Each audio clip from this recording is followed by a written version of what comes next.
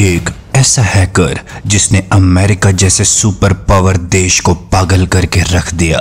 ये हैकर इतना ज्यादा अमीर है कि इसका खुद का प्राइवेट जेट है। इसके पास स्पोर्ट्स कार्स हैं जिनमें ये घूमता रहता है। ये ऐसा हैकर है जो कि अपनी वीडियोस को सोशल मीडिया पर पोस्ट करके अपने दुश्मनों को खुलेआम चैलेंज देता है और कहता है कि आओ मुझे पकड़ कर दिखाओ। मगर सबसे हैरानकुन बात यह है कि दुनिया का कोई भी देश इस हैकर को आज तक पकड़ नहीं सका और ना आगे कोई पकड़ सकेगा। आखिर क्यों इस हैकर को आज तक कोई पकड़ नहीं सका और ना आगे इसके पकड़े जाने का कोई चांस है? इस सवाल का जवाब आपको इस हैकर की कहानी जानने के बाद मिलेगा। America California.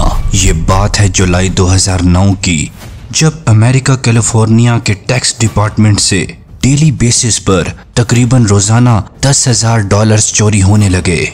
मगर इसके बारे में अमेरिका का टैक्स डिपार्टमेंट बिल्कुल लाइल्म और बेखबर था। इसके बारे में टैक्स डिपार्टमेंट के किसी भी एम्प्लॉय को पता ही नहीं चला।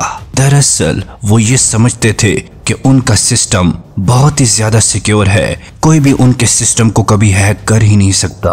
उनकी नजरों में उनका सिक्योरिटी सिस्टम बहुत ही पावरफुल सिस्टम था। मगर दूसरी तरफ हैकर बड़े शातिर तरीके से उनका सिक्योरिटी सिस्टम हैक करता रहा और रोजाना तकरीबन $10,000 चोरी करके 25 मुख्तलिफ बैंक अकाउंट्स में अपनी रकम ट्रांसफर करता रहा। ये हैकर तकरीबन 8 दिनों तक ऐसा करता रहा।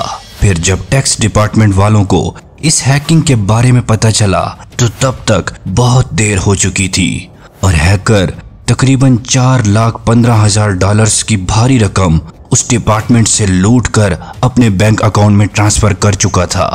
दूसरी तरफ उस टैक्स डिपार्टमेंट के ऑफिशियल्स के दिमाग में सिर्फ यही सवाल चल रहा था कि आखिर ये हैकर कौन है जिसने उनको बर्बाद करके रख दिया। और मैं दावे से कह सकता हूं कि आपके माइंड में भी यही सवाल चल रहा होगा कि ये हैकर कौन है। ये हैकर है मक्सिम याकोबिट, जिसका ताल्लुक रशिया से है और हैकिंग की दुनिया इसे एक्वामो 388 के नाम से जानती है। अमेरिका के इतने हाई और सिक्योर सरकारी टैक्स डिपार्टमेंट को हैक करना कोई बच्चों का खेल ना था, बल्कि ये बहुत ही बड़ी बात थी, क्योंकि इतने बड़े डिपार्टमेंट को जिसका इतना बड़ा और मजबूत सिक्योरिटी सिस्टम हो, उसको अकेले और खुद हैक करना अपने आप में एक बहुत ही बड़ी बात थी। इस वजह से मक्सिम याकोबिट को खबरों की दुनिया में अब जगह मिलने लगी। Yakovets is a true 21st century criminal who, with the stroke of a key and the click of a mouse, committed cyber crimes across the globe. He's earned his place on the FBI's list of the world's most wanted cyber criminals. लेकिन फिर वो कुछ अरसा के लिए गायब हो गया। अब सारी दुनिया समझ रही थी कि शायद वो पकड़ा गया, इस वजह से अब वो कोई हैकिंग अटैक परफॉर्म नहीं कर रहा। मगर दूसरी तरफ मक्सिम याकोबिट हैकर रुकने वालों में से थोड़ी ना था। वो तैयारी कर रहा था अपने अगले और बड़े हैकिंग अटैक की। मगर यहाँ पर उसे एक प्रॉब्लम थी कि वो ये बड़ा हैकिंग अटैक खुद अकेले परफॉर्म नहीं कर सकता था। इस हैकिंग अटैक को परफॉर्म करने के लिए अब उसे एक हैकिंग ग्रुप की जरूरत थी। बस वो इसी वजह से दुनिया की नजरों से गायब था। मगर दूसरी तरफ FBI भी अब इस केस में शामिल हो गई थी। उन्होंने इंटरपोल के जरिए रशिया से मदद मांगी कि इस हैकर को पकड़कर अमेरिका के हवाले कर दिया जाए, मगर रशिया की गवर्नमेंट ने उनका साथ देने से इनकार कर दिया। और दूसरी तरफ मक्सिम याकोबिट ने हैकर्स की एक बड़ी तादाद जमा कर ली थी, जिनसे उसने टेस्ट लिया कि वो सब दुनिया की बड़ी बड़ी कंपनियों के सर्वर्स को टारगेट करके उनको हैक करें। इस टेस्ट में सिर्फ 15 से 12 लोग ही पास हुए, बाकी सब फेल हो गए, क्योंकि ये टेस्ट पास करना कोई बच्चों का खेल नहीं था। यूं अब शुरुआत होती है ईवल कॉर्प हैकिंग ग्रुप की। इस ग्रुप में दुनिया के बेहतरीन हैकिंग माइंड शामिल थे। अब मक्सिम याकोबिट अपने हैकिंग ग्रुप ईवल कॉर्प के साथ वो प्लान शेयर करता है जिसके लिए वो पिछले 3 सालों से दुनिया की नजरों से गायब रहा। वो अपने हैकिंग ग्रुप ईवल कॉर्प को एक मालवेयर डेवलप करने का कहता है जिसका नाम ड्रीडेक्स मालवेयर था। ये एक ऐसा मालवेयर था जो कि विंडो यूजर्स की मशीन को टारगेट करके उनकी ईमेल के जरिए उन यूजर के बैंक अकाउंट्स की डिटेल्स निकलवाता था।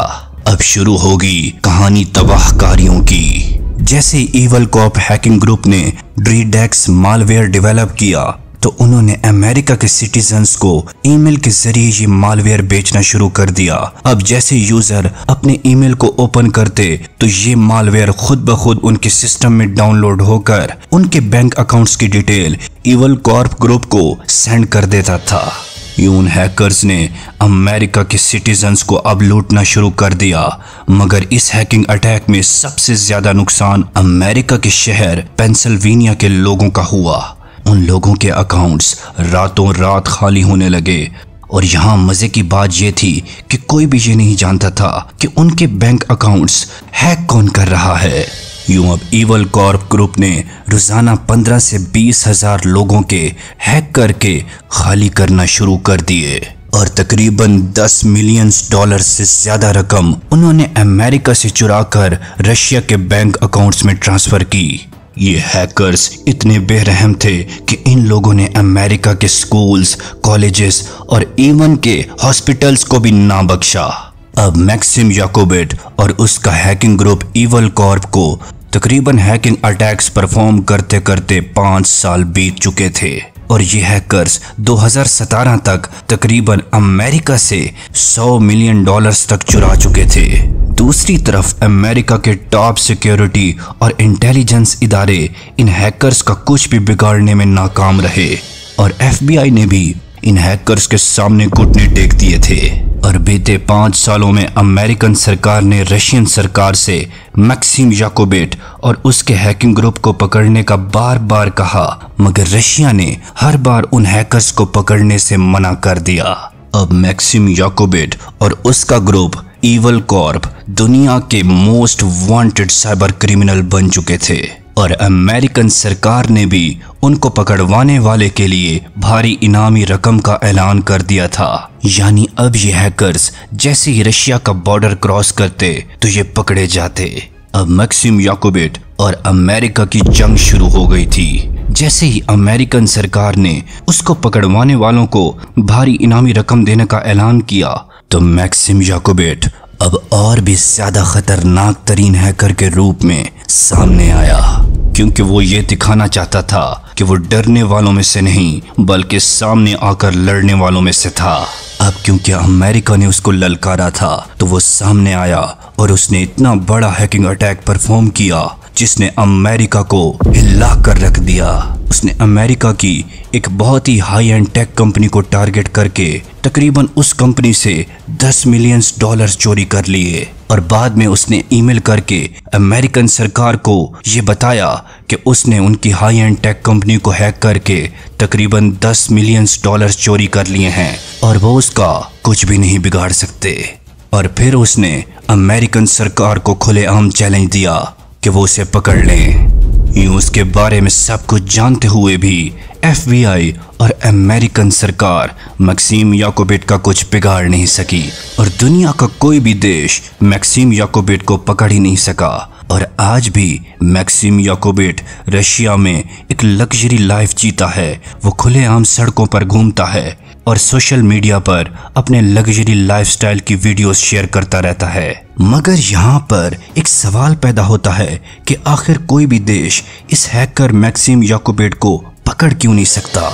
वो इसलिए कि रशिया खुद इस हैकर को सपोर्ट करता है और इवन रशिया के किसी भी इंटेलिजेंस इदारे को इसको पकड़ने की इजाजत नहीं। और ये रशिया के प्रेसिडेंट व्लादिमीर पुतिन के राइट हैंड एडवर्ड बेंडरस्काई का दामाद है, जो कि खुद रशिया का एक top class cyber security expert रह चुका है और एडवर्ड रशिया का फॉर्मर FSB एजेंट भी रह चुका है। इस वजह से मैक्सिम याकोबिट को दुनिया का कोई देश पकड़ नहीं सका और आज भी मैक्सिम याकोबिट खुलेआम घूमता है और इतनी बड़ी ताकत का सर पर हाथ होने की वजह से वो अपनी लग्जरी लाइफ जी रहा है।